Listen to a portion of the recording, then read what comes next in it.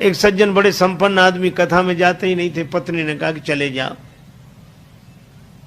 बड़ी मुश्किल से एक दिन पत्नी के कहने पर गए। लोगों ने देखा कि संपन्न आदमी पहली बार कथा में आया। कथा शुरू नहीं हुई थी, व्यास जी आकर बैठे थे। लोगों ने उन्हें देखा कि आइए आइए आइए आइए, सब लोग आइए आइए। हो गया, आसन बिछा दिया, कहा बैठिए बैठिए, बैठ गए। कथा शुरू हो इसके पहले ही जाते ही नींद जुड़ाई हुई, सो गए। अब सो गए तो ऐसे आदमी को जगाए कौन? किसी ने नहीं जगाया। कथा पूरी हो गई, व्यास जी भी चले गए, सब श्रोता चले गए। अब वही आदमी बैठा था जिसकी दरी बिछी थी, तो उसने धीरे से जगाया। बोले जाइए, कथा हो गई? हाँ हो गई। बड़ा आनंद आया, बहुत आनंद। घर पहुंच गए। पत्नी ने कहा कथा सुनी? हाँ सुनी, पर वहां 3 तो शब्द, आइए बैठिए जाइए, बस।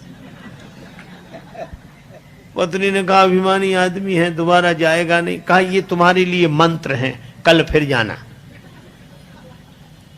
तो अपने कमरे में जाकर बैठा। नींद नहीं आ रही थी, कथा में सो के आया था, घर में कैसे नींद आवे। बिजली बंद कर दी, अब लेटे, नींद बैठ गया।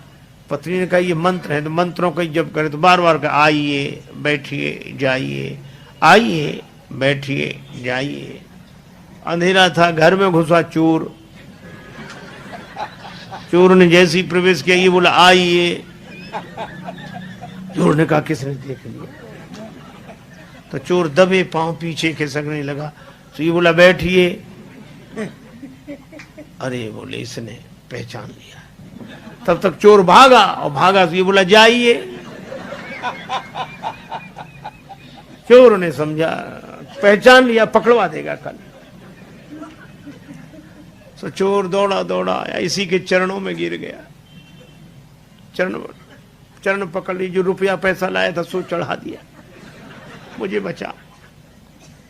ये घबराया कि मंत्र इतनी जल्दी सिद्ध हो गए।